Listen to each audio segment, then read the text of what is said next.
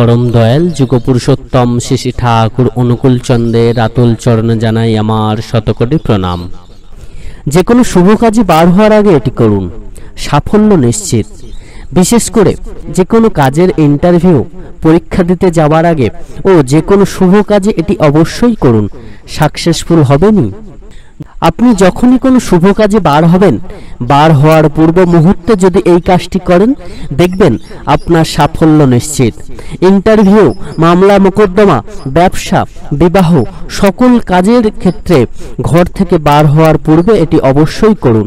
দেখুন, গ্রহদোষ আমরা সবাই মানি ও প্রত্যেকের জীবনে ঘটে চলে, আর এই গ্রহদোষের কারণেই কিন্তু আমরা যে কোনো শুভ কাজে বাধা পাই।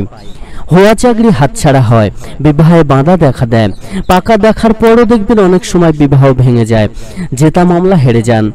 যে কন্ট্রাক্ট আপনার পাওয়ার কথা সেটা হয়তো দেখবেন হাতছাড়া হয়ে গিয়েছে। এগুলি যদি আপনার জীবনে ঘটে যায় তাহলে জানবেন গ্রহদোষই এই বিপদের কারণ। এই গ্রহদোষ আমাদের কাটাতে হবে, আর যে কোনো শুভ কাজে বার হওয়ার পূর্বে কিন্তু এই কাজটি অবশ্যই করবেন।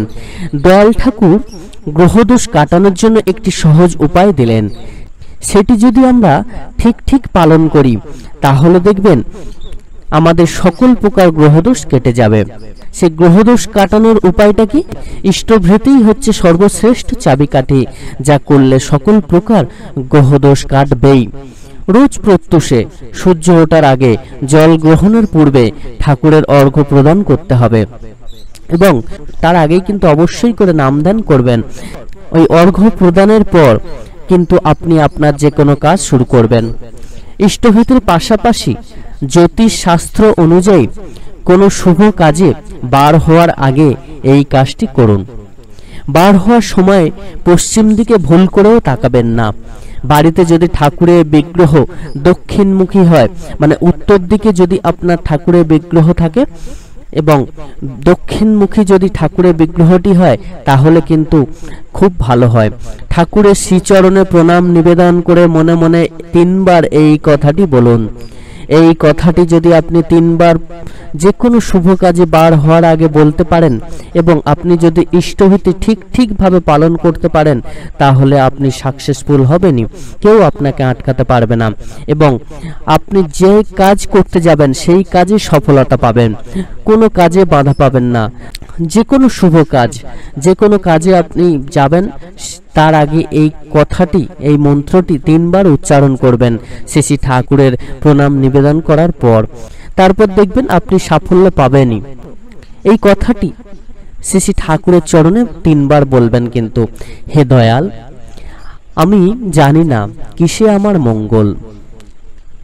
হে দয়াল, আমি জানি না কিসে আমার মঙ্গল। আমার জীবনের মঙ্গল অমঙ্গল যা কিছু, আমার জীবনের মঙ্গল অমঙ্গল যা কিছু সব আপনি। এ ভব সংসারে আমার বলে কিছু নেই, এ ভব সংসারে আমার বলে কিছু নেই। যেটাতে আমার মঙ্গল তাই যেন ঘটে। হে দয়াল, যেটাতে আমার মঙ্গল তাই যেন ঘটে।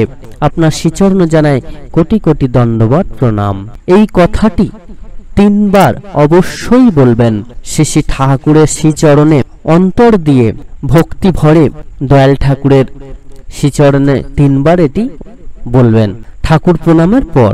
তারপরেই কিন্তু আপনি আপনার পিতামাতার চরণে কিন্তু অবশ্যই প্রণাম করবেন, কেননা পিতামাতার আশীর্বাদ ছাড়া কিন্তু কোনো কাজে আপনার সফলতা আসবে না। তাই পিতামাতার আশীর্বাদ গ্রহণ অবশ্যই জরুরি। তাই কোনো শুভ কাজে বার হওয়ার পূর্বে অবশ্যই পিতামাতার শ্রীচরণে প্রণাম নিবেদন করতে হবে। তারপরেই যখন বার হবেন, দাদারা ডান পা এবং মায়েরা বাম পা দিয়ে বাড়ির চৌকাঠ কিন্তু পার হবেন, এবং যে উদ্দেশ্যে যাচ্ছেন, মানে যে জায়গায় যে কাজের জন্য যাচ্ছেন সেই জায়গায় যখন পৌঁছাবেন তখনও সেম ডান পাটা আগে দিয়ে প্রবেশ করুন, মায়েরা বাম পাটা আগে দিয়ে প্রবেশ করুন। দেখবেন আপনার জীবনে সাফল্য আসবে এবং সেই কাজে আপনি সহজেই সাফল্য পাবেন। জয়গুরু। দাদা ও মায়েরা অনেক অনেক ভালো থাকবেন এবং ঠাকুরকে নিয়ে চলুন।